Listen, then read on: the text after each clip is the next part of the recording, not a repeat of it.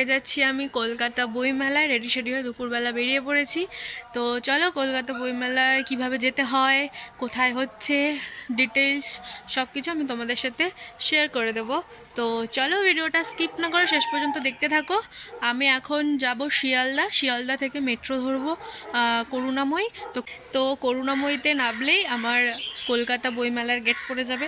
তো সবই আমি তোমাদের সাথে শেয়ার করবো, আর আগেরবারও আমি গেছিলাম সেই ভিডিও তোমাদের সাথে শেয়ার করেছি।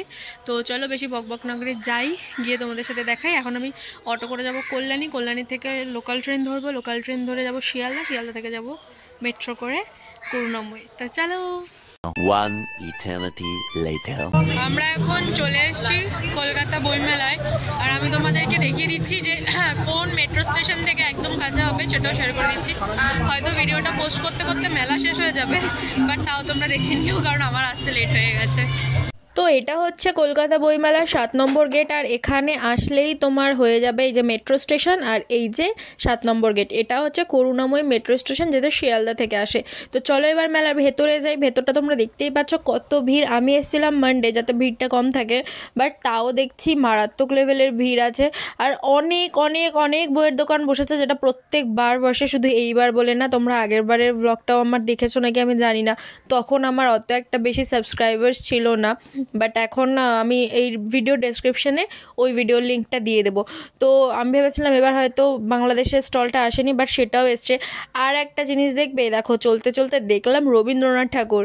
হ্যাঁ, এই রবীন্দ্রনাথ ঠাকুর, যেটা নাকি ভীষণ ফেমাস, যেটা রবীন্দ্রনাথ ঠাকুরের আর কি ডুপ্লিকেট যিনি আছেন। তো এনার সাথে আমি ছবি তুললাম, তো ছবি তুলতে উনি আবার চার্জও করেন। তো যাই হোক, এখানে অনেক জায়গায় লাইভ পারফরমেন্সও হচ্ছিল, যেটা আমি তোমাদের সাথে শেয়ার করতে পারবো না, কপিরাইট দিয়ে দিতে পারে। এখানে কুইজ কম্পিটিশনও হচ্ছিল, নানান ধরনের সব খেলা হচ্ছিল, খাবারের দোকানগুলোতে কম্পিটিশন হচ্ছিল, আর অনেক অনেক অনেক বইয়ের দোকান এসেছিলো। আর আমি এখানে দেখলাম কেক ডেকোরেশনের একটা কম্পিটিশন হচ্ছিলো, তো সেখানে আমি সময় নষ্ট না করে চটপট করে চলে গেলাম নাম দিতে।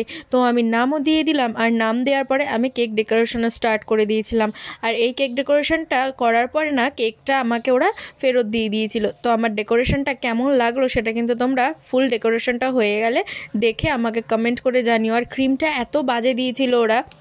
নর্মালি আমি যেই ক্রিম ইউজ করি এটা ওরকম না, একদম লো প্রাইসের চিপ প্রাইস যেটা, সেই ক্রিম দিয়েছিল হয়তো, কিন্তু আমার মনে হয় ঠিকই আছে, কারণ এখানে কম্পিটিশনের জন্য ওনারা কতটাই বা আর কী করবে, আর কতই বা খরচা করবে, তার জন্য এই ক্রিমটা ইউজ করেছে, ঠিক আছে। বাট এই ক্রিমটা দিয়ে না খুব একটা সুন্দর ডেকোরেশন হয় না, কারণ আমরা যে ক্রিমটা ইউজ করি কেক বানানোর জন্য সেই ক্রিমটা অনেকটা সফট হয়, এই ক্রিমটা এত হার্ড ছিল আর ছেড়ে ছেড়ে যাচ্ছিলো।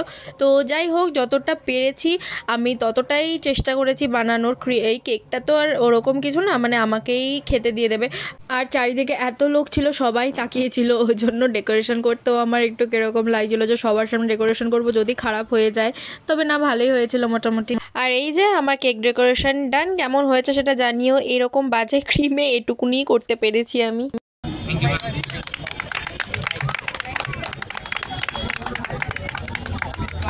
তো আমার কেক ডেকোরেশনটা সব থেকে ভালো হয়েছিল, তাই ওখানে সবাই ক্ল্যাপ করছিল, আর আমাকে তো কেকটা দিয়েই দিয়েছিল, সাথে আমাকে একটা চকলেটও দিয়েছিল। আর হাঁটতে হাঁটতে চোখে পড়লো এই যে অভিনয়ের গুরু অমিত সাহা।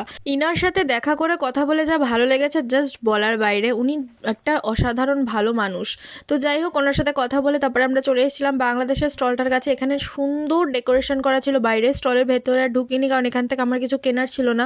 দেন চলে গিয়েছিলাম খাবারের দোকান খুঁজতে, বাট এত দাম কি বলবো, 100 টাকা একটা চাউমিনের প্লেট। তো যাই হোক, খিদে পাচ্ছিল, লোভ লাগছিল চাউমিন দেখে, তাই খেয়েই নিয়েছিলাম 1 প্লেট চিকেন চাউমিন অর্ডার করেছিলাম। আর এখানে সব ফিশের আইটেম ছিল, যেটা আমরা খাইনি।